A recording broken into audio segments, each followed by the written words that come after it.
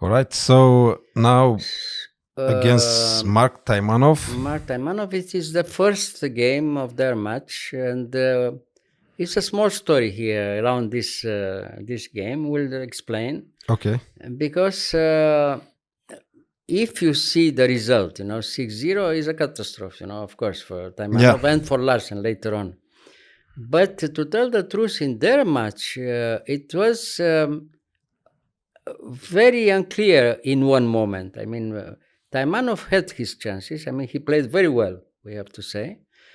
And he put a very strong resistance in almost every game like this. He didn't deserve to lose 6-0, of course. But because Bobby was leading all the time, he wanted to have finally one success or something. Yeah. And in one or two games where he could make a draw, for instance, he took too many risks and he lost again, and therefore it was such a result. So like a But good fight, but it was a very good fight, but finally it was a bad result. And here is no exception. We'll see. It was a very interesting game, the first game of the match, where Taimanov had a very nice position in one moment, and he could make a draw. I explain how. yes. And in one moment, it seemed that white is even better. And it was a little bit dangerous for Bobby. But in reality, it was not really very dangerous. It was more or less even, the game. We'll see. Okay. Okay. Main variation from this line. Bishop e2, castle, knight c6, d5, knight e7. And here, instead of knight e1 or knight d2, like we showed already the games against Korchino and against Larsen, here Taimanov played also a very popular line, bishop d2. And from here is very interesting. Bishop d2, knight e8, rook c1, f5 very quickly. And here it starts. Okay, Mark accepted the challenge and he took in f5 and played immediately knight g5. That gives in some variations the pawn for some kind of complications and maybe some small initiative for white, you see. I mean, he wants to come immediately in e6. This is the idea. So to give up a pawn. Yeah, finally he probably he lose the pawn there. We'll see. Yes. So now black But accepts. idea is to have an attack, to have initiative. Well, if black, instead of knight g5, white plays something else and black has time to play knight g6 or h6, black is clearly better because he comes on the king side. So this was the moment. Knight g5 is okay. So black, controls the situation and he plays himself h6 and he invites his opponent to come to e6. Okay, white plays knight e6. He took, and now immediately queen c8. Okay, he wants to take the pawn. Yeah. So the only good move to try not to give immediately the pawn is to play queen b3. Okay. Yes. Because he didn't have time to play, for instance, knight d5. After knight d5, queen takes e6. He lost the pawn, and the square c7 is defended. So black is winning a pawn. Yeah. So queen b3. All right, queen b3. Okay, c6. If he took immediately in e6, after queen takes b7, white is okay. White is better, probably. So c6 is very good. And now bishop h5. The first important moment. Now black has the alternative compared with the game. Instead of taking immediately in e6, he could play here knight c7. It seems very unclear after bishop f7 check, knight c7, bishop f7 check. But okay, now after bishop f7 check, king h7. And he wants now to take in e6. The difference between their game and this position is that after knight takes e6, bishop takes, queen takes, black gives back the pawn, but at least he gets rid of this very dangerous bishop. We'll see why the white bishop later on will be very dangerous. So Bobby preferred to take immediately the pawn. And after queen takes b7, knight f6 with tempo. Now the bishop has to come back. To e2. And now rook b8, and he wins the pawn. He wins the pawn in b2. You have to go back in a6, and now rook takes b2. Now we have the result of the opening. Black played very well, it seems, very active, and he won a pawn, So here, after bishop takes there, white has something, but not very much, you see. Well, here, instead of e4, another important moment, instead of e4, he could play more quietly knight d7. Knight d7, maybe it was better, because he controls all the central squares and he doesn't give too many tactical counter chances, With the move e4, like in the game, he opens completely the position, and white has also a very, strong counter-attack, it seems. We'll see the game, you see. It's become very tactical. It becomes very tactical and very unclear. It's not clear at all who is better here after e4. So Bobby preferred to risk. So Bobby probably underestimated a little bit the position, and as always, he played always immediately to try to attack immediately, and that was a little bit risky, you see. So therefore, I think knight d7 was probably better, Okay, after e4, queen a3, bishop, rook b7, knight f4. Okay, now the thing is very unclear, because you have to defend the pawn d5, d6, or you have to advance the pawn. Okay, black advanced the pawn, and now after c takes d5, ec takes d5, knight b5, very strong move, and it's very unclear now, as I told you before, because the threat is immediate. I mean, he's threatening knight c7. If he can play knight c7 in good conditions, white is better, So from now on, it's move by move. So here black decided to give the exchange. I mean, he played very good move, knight g6. But again, I tell you, it's move by move. Now, he was ready to give the exchange after knight c7, queen f7, knight takes a8, knight takes f4. He gave the exchange, but he has very good attacking chances against the king, on the king side. So, of course, Taimanov, also a very strong grandmaster, he didn't take the exchange, and he played the best move, knight d4. Okay, after knight d4, queen d7. Best move, why? Because he's keeping Because he's controlling the center, and he has two bishops for the moment and initiative. And here white has the initiative for the moment, and the position is very unclear, you see. We'll see how. So from now on, again, I tell you, move by move. Okay, queen a3, king h7. All right. So here, h3. White is preparing the next idea, you see. But wasn't better for black to take the bishop, no? It's probably okay, but you lose the pawn from f5. If you lose the pawn from f5, it's probably clearly better for white, you see. Oh, okay. Or you have to play king g6, and if you have to play king g6, is the king is a little bit exposed, yeah. So okay, he's preparing. I mean, he's waiting. It seems that black calculated very well, but here white has a very strong move, bishop a6. Why? Because he comes later on with the rook on the 7th, you see. Mm-hmm. So bishop a6, you have to move the rook, no, probably.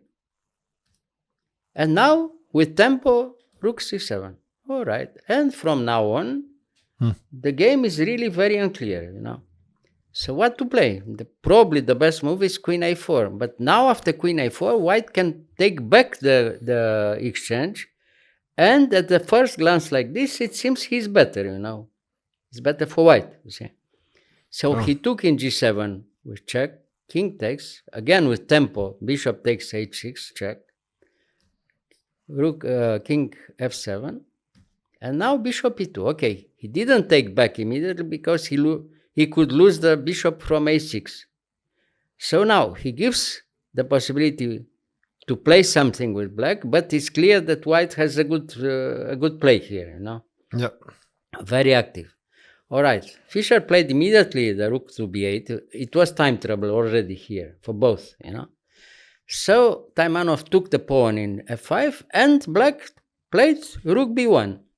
All right, it's okay. He found the best counterplay for black, but it's not clear at all who is better again, you know.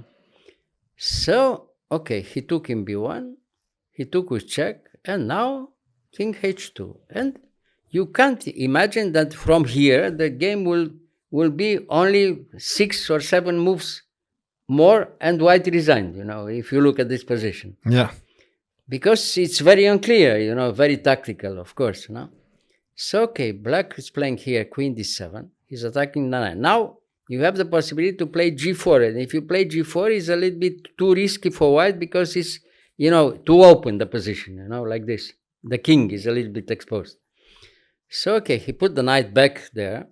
Here it was another important moment. If white played, instead of knight d4, queen g5. After queen g5, the position could be drawn by move order. You know, queen g5, knight h7, queen g5, queen, Okay. white queen to g5, knight h7. He can force draw black. You know, queen h5, and knight f6. Knight f6, queen g7, knight h7, queen g5, knight h7. Yes. This could be a draw. You know. All right, he didn't play like this. It was time trouble, I tell you. Very complicated position. And he came back, the normal move, he came back to d4, you know. And here again, queen d6 check, g3, you know. And very unclear move. What did he play? Queen b4. Yes, queen here. Queen b4. It was like this. Yes. Is that a mistake or? No, it was okay, yeah. Probably it was, knight c6, yeah. A very big time trouble, I'll tell you. And now queen b6, and here he realized that he's very close to finish to end the time trouble, and he played the last move, knight takes a7. Well, if you look at this position, it seems very clear, you know, because white has 2 pawns for the exchange, but here white is lost by force. You know, there's no time trouble anymore, but white can resign in a few moves. Yeah. Yeah, and we have the result in a few moves. Okay, queen takes e3. Now you have to go back with the bishop, because if you take with the pawn, you lose immediately after rook b2.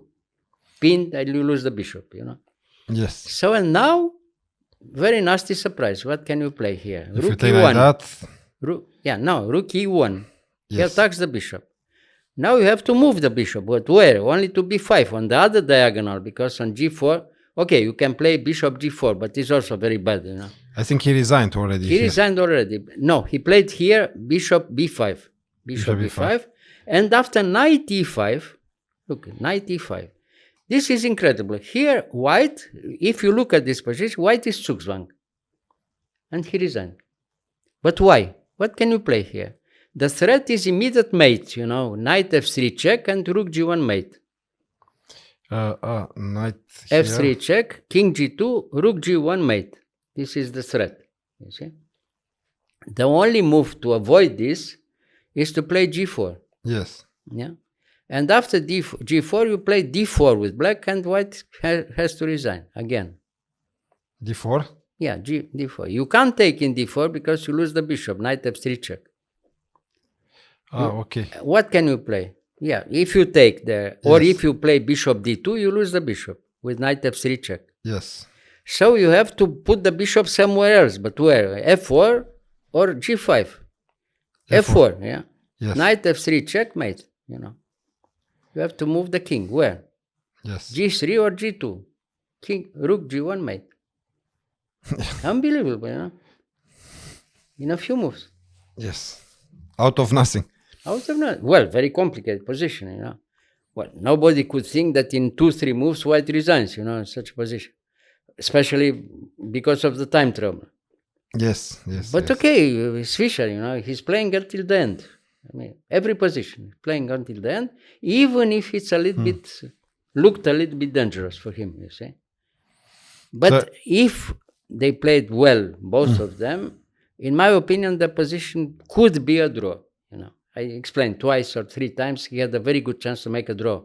But the position was so complicated, it seemed to be very nice for white in one moment, and he felt that he has to play. I mean, he took a chance and he tried to, you know, to force a little bit the result. Yeah. And against Fischer, it's always very dangerous, We see why. We see the result. Yeah. But if you look at the position, it's almost unbelievable with a few pieces on board. But everything is possible because of the fantastic coordination of the black pieces, you see. Yeah. The knight from e5 is prepared already to give the final blow in any position, you see. Yes. But if you look like this, the first glance, it seems white is okay. Nothing can happen, by one tempo. Yeah. But and with 2 extra pawns. 2 extra points. If he has time to consolidate a little bit, he escapes. Probably it's more or less draw, Yes. or even game, let's say. If he has time to come back with the knight in c6, probably he resists. He can resist. But it's one move, Yeah. Extra tempo, By his high level, he's decisive, Nice. Thank you, Mr. Gheorghiu. But probably this game demoralized completely Taimanov because afterwards, he had a few more chances to make 1 or 2 draws during the match, also very complicated games and so on. Therefore, I tell you, he didn't deserve to lose 6-0. But anyway, he would lose the match, of course, against Fischer, but not 6-0. I mean, the level of the match, the games, were such high one that he had his chances. He could make at least 1 or 2 draws. So the normal result would be 5.5 or 5-1, something like this. Mm-hmm. But 6-0 is too much, of course. But not only this, but it was very unpleasant what happened afterwards because of this result, 6-0. The Russians, the Soviets, considered it was, a humiliation and, for the Soviet chess. And he was banned. He was one of the strongest players in the Soviet Union. And for 2 or 3 years, he was banned and he couldn't play anywhere. I mean, he was banned from competitions? Yeah. Which is completely unfair, I mean, okay, anybody could lose against Fischer. As we saw later on, even Larsen lost 6-0 and Petrosian lost 6.5 out of an even position. I mean, it was 2.5, 2.5, and afterwards 4-0, Yeah. And Fischer was, monster. Yeah, like this. But anyway, even with some small mistakes and some unclear moments, the game was most interesting, and the final result is, Suddenly. sudden and, very sad for white, of course. Yeah. All right. Yeah. Thank you, Mr. Gheorghiu. Okay.